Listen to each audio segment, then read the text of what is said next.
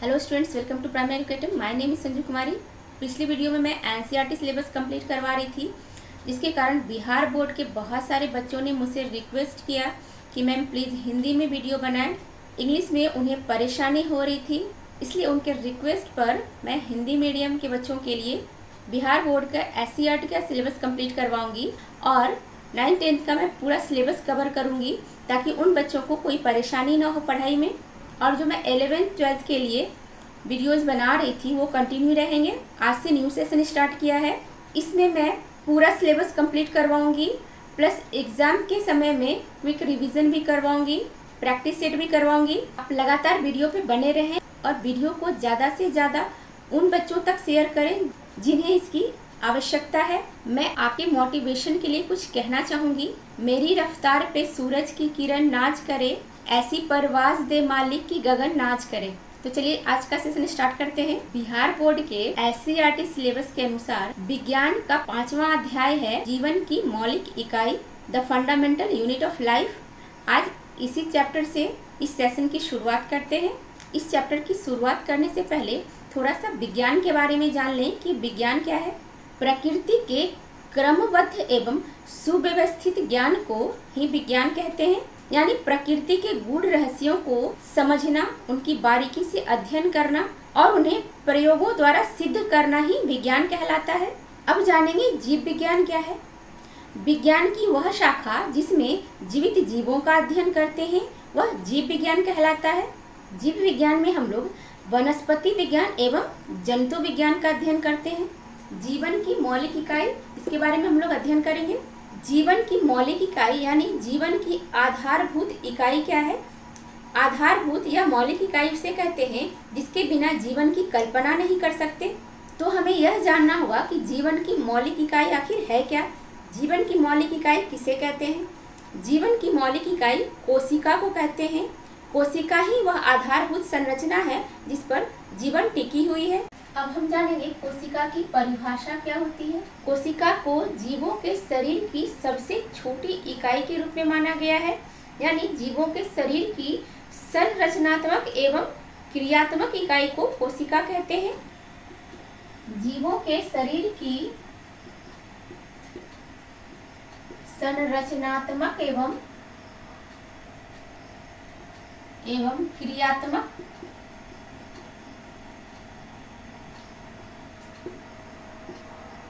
इकाई को कोशिका कहते हैं।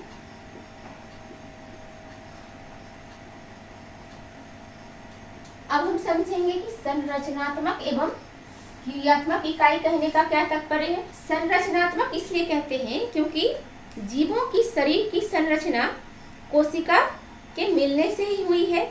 जैसे मान लीजिए किसी मकान की संरचना को अगर देखें तो उस मकान की सबसे छोटी इकाई के रूप में किसे ले सकते हैं। अगर किसी भवन या मकान की सबसे छोटी इकाई के रूप में ईंट को ले लें तो ईंटों के मिलने से क्या बनता है, दीवार बनता है, और 4 दीवार के मिलने से एक कमरा बनता है, और बहुत सारे कमरे जब मिलते हैं तो क्या बनता है, एक भवन का निर्माण होता है।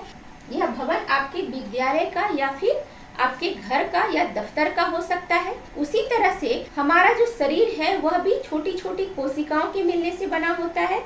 जैसे इस प्रकार से हम देखें कि सबसे छोटी इकाई हमारे शरीर की क्या हो गई, कोशिका। बहुत सारी कोशिकाएं जिनकी उत्पत्ति, संरचना एवं कार्य एक समान हो उन्हें उत्तक कहते हैं, यानी बहुत सारी कोशिकाओं के मिलने से उत्तक बनता है। और उत्तक का समूह जो विशिष्ट कार्य को संपन्न करते हैं और जिनका एक विशिष्ट संरचनात्मक संगठन होता है, ऐसे उत्तक के समूह अंग का निर्माण करते हैं। और ऐसे बहुत सारे अंग मिलकर अंग तंत्र का निर्माण करते हैं।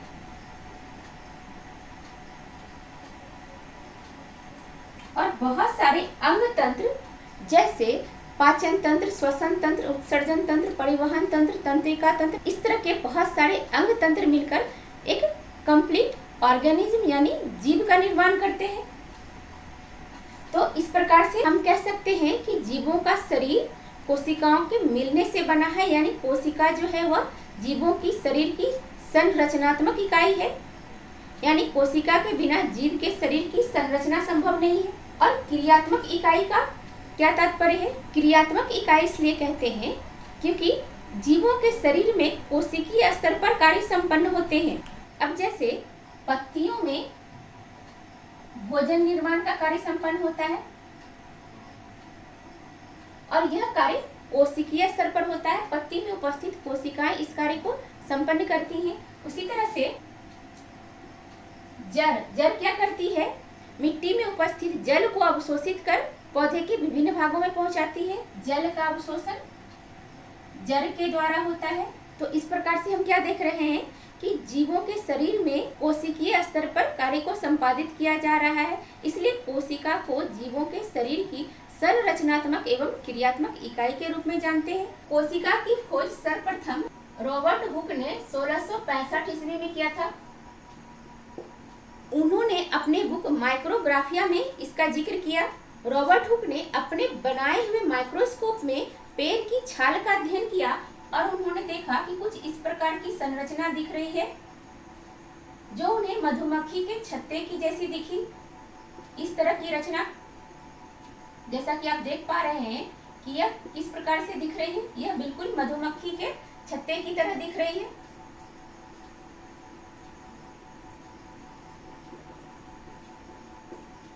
यह जो छोटी छोटी कोठरी जैसी संरचना है, इसे ही उन्होंने कोशिका नाम दिया। कोशिका को इंग्लिश में सेल कहते हैं। सेल लैटिन शब्द सेला से डेराइव हुआ है, जिसका मतलब होता है छोटी कोठरी। जैसा कि आप देख पा रहे हैं, ये सारे छोटी छोटी कोठरी के समान है, इसलिए उन्होंने इसका नाम सेल रख दिया, यानी कोशिका। रॉबर्ट हुक ने जिस कोशिका की खोज की वह दरअसल में मृत कोशिका थी। तो फिर आप यह जानना चाहेंगे कि जीवित कोशिका की खोज किसने की? उसके बाद जीवित कोशिका के बारे में सबसे पहले एंटोन वॉन लीवेनहॉक ने बताया।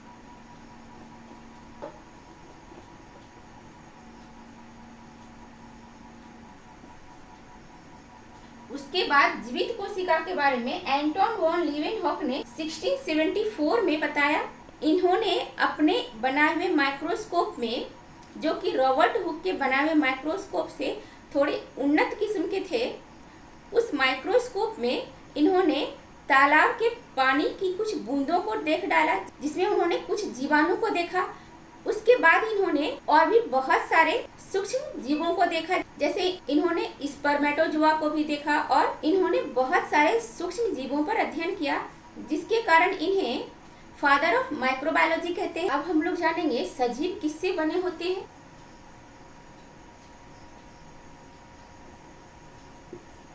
सजीव किससे बने होते हैं, यानी इसे हम एक एक्सपेरिमेंट के द्वारा साबित करेंगे कि सजीव किससे बने होते हैं। उससे पहले हम यह जान लें कि सजीव किसे कहते हैं। सजीव वह होते हैं जिनमें जीवन के लक्षण प्रकट होते हैं और निर्जीव वह होते हैं जिनमें जीवन के संकेत नहीं होते हैं। जैसे सजीवों में किस प्रकार के लक्षण होते हैं? सजीवों में पोषण होता है, श्वसन, उत्सर्जन, परिवहन, इनमें वृद्धि होती है, इनमें संवेदनशीलता होती है, प्रजनन होती है। इस तरह से ये सारे क्या हैं? सजीवों के लक्षण हैं। तो अब हम जानेंगे कि यह सजीव आखिर किससे बने होते हैं। इसके लिए हम प्याज का एक छोटा टुकड़ा लेंगे और उसके ऊपर जो पतली परत रहती है उसे चिमटे की सहायता से हटा लेंगे और उस पतली परत को एक वॉच ग्लास में, जिसमें पहले से पानी भरा हुआ, उसमें डाल देंगे।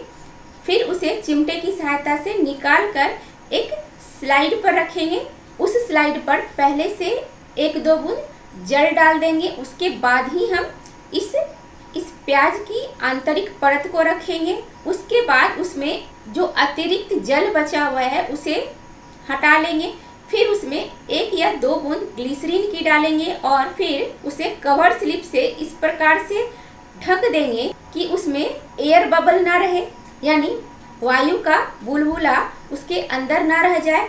फिर जब अच्छी तरह से हमने स्लाइड को तैयार कर लिया है, फिर हम उसे माइक्रोस्कोप में देखेंगे। माइक्रोस्कोप में कुछ इस तरह की संरचना नजर आएगी।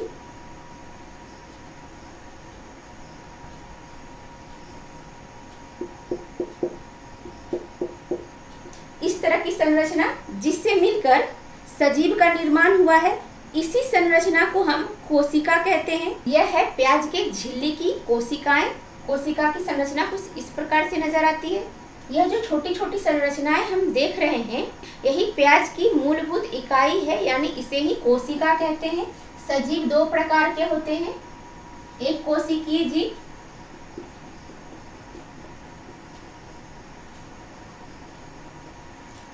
एवं बहुकोशिकीय जीव।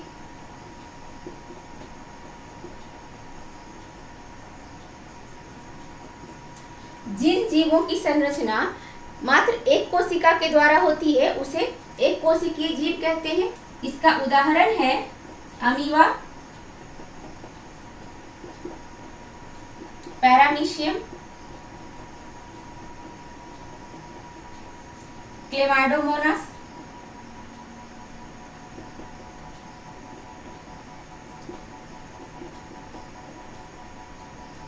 जीवाणु इत्यादि।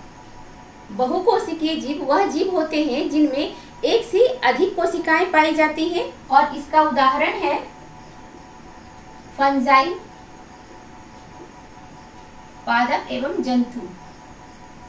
एक कोशिकीय जीव में जितने भी प्रकार के कार्य होते हैं, जैसे पाचन, श्वसन, उत्सर्जन, परिवहन, प्रजनन, ये सारे कार्य एक ही कोशिका के द्वारा संपन्न किए जाते हैं। बहुकोशिकीय जीव में श्रम का विभाजन देखा जाता है। श्रम का विभाजन यानी कि प्रत्येक काम को अलग अलग वर्गों में बांटा गया है, यानी प्रत्येक काम के लिए अलग अंग एवं अंग तंत्र निर्धारित किए गए हैं, जो कि अपने अपने कार्यों को संपादित करते हैं। जैसे पाचन के लिए पाचन तंत्र है, श्वसन के लिए श्वसन तंत्र है, उत्सर्जन के लिए उत्सर्जन तंत्र है। इस तरह से सारे कार्यों का बंटवारा किया गया है। श्रम का विभाजन आप कुछ इस तरह से समझ सकते हैं, जैसे आपके घरों में भी अगर एक से ज्यादा सदस्य हैं तो उनमें काम का बंटवारा होता है। जैसे मान लो किचन का काम है तो वह मम्मी करती हैं, बाहर का काम जैसे पैसे कमाने का काम है तो यह काम कौन करता है, यह पापा करते हैं। बच्चों की देखभाल की जिम्मेदारी दादा दादी पर होती है। तो इस तरह से क्या है कि आपके घरों में भी श्रम का विभाजन होता है। उसी प्रकार से जीवों में भी श्रम का विभाजन होता है। उनके अंदर अलग अलग अंग एवं अंग तंत्र होते हैं जो विभिन्न प्रकार के कार्यों को संपादित करते हैं। अब यहाँ पर यह जानना बहुत ही जरूरी है कि बहुकोशिकीय जीव का निर्माण किस प्रकार से होता है। दरअसल बहुकोशिकीय जीव का भी निर्माण एक कोशिका से ही होता है, क्योंकि एक कोशिका का विभाजन होता रहता है और विभाजन होते होते वह बहुकोशिका में परिवर्तित हो जाता है। इस प्रकार से हम कह सकते हैं कि नई कोशिकाओं का निर्माण पूर्ववर्ती कोशिकाओं से ही होता है। इस चैप्टर से रिलेटेड कुछ इम्पोर्टेंट पॉइंट्स हैं, तो आइए जानते हैं कि करके। कोशिका का आविष्कार किसने किया? रॉबर्ट हुक ने 1665 में। जैसा कि मैंने पहले भी बताया कि इन्होंने सबसे पहले अपनी बुक माइक्रोग्राफिया में इसका जिक्र किया। रॉबर्ट हुक ने जिस कोशिका की खोज की वह मृत कोशिका थी। जीवित कोशिका के बारे में सबसे पहले किसने बताया? एंटोन वॉन लीवेनहॉक ने 1674 में बताया। इन्होंने तालाब के पानी में प्रोटोजोआ एवं जीवाणुओं को देखा। नेक्स्ट है केंद्रक का आविष्कार किसने किया? रॉबर्ट ब्राउन ने 1831 में केंद्रक का आविष्कार किया। कोशिका के बीच में जो यह स्ट्रक्चर होती है इसे केंद्रक कहते हैं। नेक्स्ट पॉइंट है जीव द्रव्य का नाम किसने दिया? जे.ई. पुरकिंजे ने 1839 में कोशिका के अंदर पाए जाने वाले अर्ध तरल एवं जीवित पदार्थ को जीव द्रव्य का नाम दिया, जिसे प्रोटोप्लाज्म भी कहते हैं। कोशिका सिद्धांत इसे स्लाइडेन एंड श्वान ने दिया था। स्लाइडेन जिनका पूरा नाम मैथियास स्लाइडेन है, जो कि एक जर्मन बॉटैनिस्ट है। इन्होंने 1938 में अपने अनुसंधान के बेसिस पर यह बताया कि पादप का शरीर छोटी छोटी कोशिकाओं के मिलने से बना होता है। वहीं दूसरी ओर थियोडोर स्वान, जो कि एक ब्रिटिश जूलॉजिस्ट थे, इन्होंने 1839 में अपने अनुसंधान के आधार पर यह बताया कि जंतुओं का शरीर छोटी छोटी कोशिकाओं के मिलने से बना होता है, और इन दोनों के सिद्धांत को मिलाकर एक सिद्धांत का प्रतिपादन किया गया जिसका नाम है कोशिका सिद्धांत। इस सिद्धांत के अनुसार जीवों का शरीर छोटी छोटी कोशिकाओं के मिलने से बना होता है, यानी कोशिका जीवों के शरीर की संरचनात्मक इकाई है। वहीं दूसरी ओर यह सिद्धांत यह नहीं बता पाया कि नई कोशिकाओं का निर्माण किस प्रकार से होता है। इस बात को फिर किसने बताया कि नई कोशिकाओं का निर्माण किस प्रकार से होता है? आइए देखते हैं। नई कोशिकाओं का निर्माण पूर्ववर्ती कोशिकाओं से होता है, यानी नई कोशिकाओं का निर्माण पहले से जो कोशिकाएं हैं उन्हीं के विभाजन के फलस्वरूप होता है। और इसे बताया विर्चो ने 1855 में। यह बताया कि नई कोशिकाओं का निर्माण पहले से जो मौजूद है कोशिकाएं उन्हीं के विभाजन के फलस्वरूप होता है। इन्होंने अपनी भाषा में बताया ओमनी सेलुला ई सेलुला। इसका मतलब होता है नई कोशिकाओं का निर्माण पूर्ववर्ती कोशिकाओं से होता है। नेक्स्ट है प्रोटोप्लाज्म मतवाद, जिसे प्रोटोप्लाज्मिक थ्योरी भी कहते हैं। इसे मैक्स सोल्ज ने दिया 1861 में। मैक्स सोल्ज ने यह बताया कि कोशिका प्रोटोप्लाज्म का बना एक पिंड है जिसमें एक केंद्रक उपस्थित होता है। इसी सिद्धांत को प्रोटोप्लाज्म मतवाद कहते हैं। नेक्स्ट है, अब इस केंद्रक के बारे में जो विशिष्ट गुण है उसके बारे में किसने बताया? स्ट्रासबर्गर ने 1884 में बताया कि केंद्रक पैतृक गुणों की वंशागति में भाग लेता है। स्ट्रासबर्गर ने यह बताया कोशिका के बीच में जो एक सघन पिंड उपस्थित है जिसे केंद्रक कहते हैं, वह पैतृक गुणों को यानी माता पिता के गुणों को उनकी संतानों में पीढ़ी दर पीढ़ी ले जाते हैं। इसे ही पैतृक गुणों की वंशागति कहते हैं। जैसे आप किसी छोटे बच्चे को देखकर यह कहते हैं कि बच्चे की आंख मम्मी से मिल रही है, नाक इसके दादाजी से मिल रही है। इस तरह से हम यह किस प्रकार से जानते हैं कि बच्चे के अंदर जो अमुक गुण है वह अपने वंश में किसी न किसी व्यक्ति से मिलता जुलता है। यह उसके जीन पर निर्भर करता है। वह विशिष्ट जीन होते हैं जिनके कारण बच्चों में उनके वंश के किसी न किसी व्यक्ति के गुण परिलक्षित होते हैं। इसे ही पैतृक गुणों की वंशागति कहते हैं। और यह काम कौन करता है? यह काम केंद्रक करता है, क्योंकि जीन जो है वह केंद्रक के अंदर उपस्थित होता है। नेक्स्ट पॉइंट है इलेक्ट्रॉन माइक्रोस्कोप का आविष्कार किसने किया? एम नॉल एवं ई रश्का ने 1940 में इलेक्ट्रॉन माइक्रोस्कोप का आविष्कार किया। इलेक्ट्रॉन माइक्रोस्कोप का आविष्कार होते ही कोशिका के अनुसंधान कार्य में तेजी आ गई और विभिन्न प्रकार के अनुसंधान कार्य तीव्र गति से आगे बढ़ते गए। अब हम जानेंगे कोशिकाओं की आकृति एवं आकार किस प्रकार की होती है। कोशिकाओं की आकृति एवं आकार उनके विशिष्ट कार्यों के अनुरूप बदलती रहती है। जैसे अमीबा की आकृति हमेशा बदलती रहती है। अब जैसे यह अमीबा मैंने बना लिया तो यह भी सही है, और अगर मैंने यह बना लिया तो यह भी सही है। अमीबा की आकृति हमेशा उसके कार्यों के अनुरूप बदलती रहती है, लेकिन कुछ कोशिकाएं ऐसी होती हैं जिनकी आकृति लगभग स्थिर होती है। जैसे न्यूरॉन सेल यानी तंत्रिका कोशिका। जैसे तंत्रिका कोशिका इस प्रकार की होती है।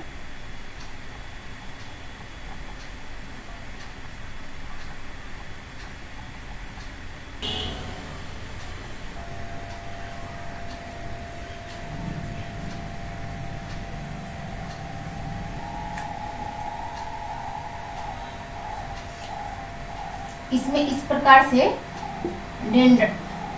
डेंड्रॉन से डेंड्राइट्स निकली होती है। इस प्रकार से यह हो गया डेंड्रॉन, और डेंड्रॉन से इस प्रकार से डेंड्राइट्स निकली रहती है। यह है केंद्रक।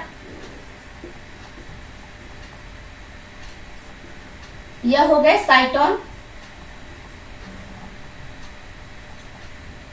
इसे डेंड्राइट्स कहते हैं। यह डेंड्रॉन हो गए, इसे एक्सॉन कहते हैं। इसे रैनवियर के नोड कहते हैं। यह क्या ही है? तंत्रिका कोशिका, जिसकी आकार लगभग निश्चित रहती है। और अगर क्वेश्चन यह पूछा जाए कि सबसे लंबी कोशिका कौन सी है, यह तंत्रिका कोशिका मानव शरीर की सबसे लंबी कोशिका है। इसी प्रकार से हम मानव शरीर में पाए जाने वाली कुछ और भी कोशिकाओं की आकृति एवं आकार के बारे में जानेंगे। जैसे यह है मनुष्य में पाई जाने वाली चिकनी कोशिकाएं, जिसके बीच में यह केंद्रक होती है। इसे चिकनी कोशिका कहते हैं। इंग्लिश में इसे स्मूथ मसल्स कहते हैं। इसे अरेखित या अनैच्छिक पेशी भी कहते हैं। अनैच्छिक इसलिए कहते हैं क्योंकि ये हमारी इच्छा के अनुसार नहीं चलता। यह नेत्र की आइरिस में पाई जाती है तथा वृषण एवं उसकी नलिकाओं में पाई जाती है और मूत्र वाहिनियों एवं मूत्राशय में तथा रक्त वाहिनियों में पाई जाती है। दूसरी है रुधिर कोशिकाएं, जो कि इस प्रकार से भी हो सकती है, जो कि गोलाकार या बाइकॉनकेव हो सकती है। यह है रुधिर कोशिकाएं। यह गोलाकार शेप है, यह बाइकॉनकेव शेप है। नेक्स्ट है अंडाणु, जिसे मादा डिंब भी कहते हैं। अगर आपसे क्वेश्चन पूछा जाए कि मानव शरीर में सबसे बड़ी कोशिका कौन सी होती है, तब क्या कहेंगे? तब हम कहेंगे मादा डिंब या अंडाणु। और अगर आपसे पूछा जाए कि सबसे बड़ी कोशिका कौन सी होती है, तब क्या कहेंगे? तब हम आंसर करेंगे शुतुरमुर्ग का अंडा। शुतुरमुर्ग का अंडा सबसे बड़ी कोशिका है। लेकिन अगर मानव में पूछा जाए तब क्या कहेंगे? तब कहेंगे मादा डिंब यानी अंडाणु। नेक्स्ट है अस्थि कोशिका, जिसमें इस प्रकार से यह है अस्थि कोशिका।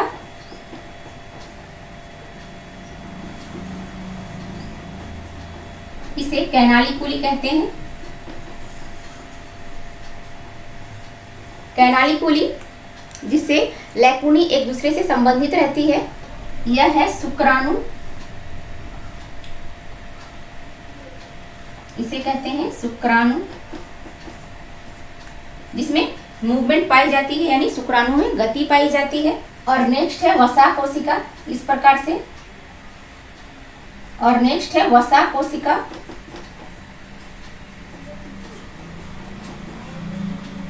तो यह हो गए मानव शरीर में पाए जाने वाले विभिन्न प्रकार की कोशिकाएं, जिनके अपने अपने विशिष्ट कार्य हैं। आप एक बार इनका स्क्रीनशॉट ले लें। इसी क्रम में मैं आपको बता दूं कि सबसे छोटी कोशिका जो होती है वह पीपीएलओ की कोशिका होती है, जिसका फुल फॉर्म है सबसे छोटी कोशिका।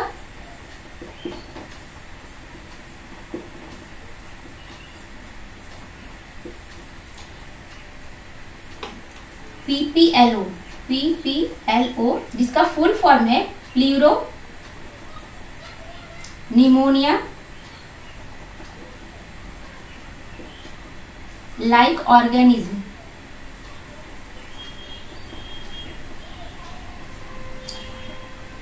यह 0.1 माइक्रोमीटर तक की होती है। पीपीएलओ से क्वेश्चन अक्सर एग्जाम में पूछे जाते हैं कि सबसे छोटी कोशिका कौन सी होती है, तो उसका आंसर क्या करेंगे? पीपीएलओ यानी प्लूरो निमोनिया लाइक ऑर्गेनिज्म। ठीक है, अब आप इसका स्क्रीनशॉट ले लें। तो अब तक हम लोगों ने कोशिका के बारे में इसकी परिभाषा जान ली, इसके आविष्कार के बारे में जान लिए, और इसके आविष्कार से और कोशिका से संबंधित जितने भी आविष्कार हुए, जितने भी इससे रिलेटेड फैक्ट्स थे, उनके बारे में हमने जान लिया। मानव कोशिका के विभिन्न प्रकार के शेप के बारे में हमने जान लिया। और अब तक हमने कोशिका की संक्षिप्त जानकारी प्राप्त कर ली कि कोशिका की संरचना किस प्रकार से होती है। इस वीडियो के लिए बस इतना ही। मिलते हैं नेक्स्ट वीडियो में। नेक्स्ट वीडियो में हम लोग स्टडी करेंगे कोशिका के संरचनात्मक संगठन के बारे में, पादप कोशिका और जंतु कोशिका के बारे में। इसके अलावा हम लोग यूकैरियोट्स एंड प्रोकैरियोटिक कोशिका के बारे में भी अध्ययन करेंगे। तब तक के लिए पढ़ो लिखो और लक्ष्य की प्राप्ति तक मत रुको। जय हिंद।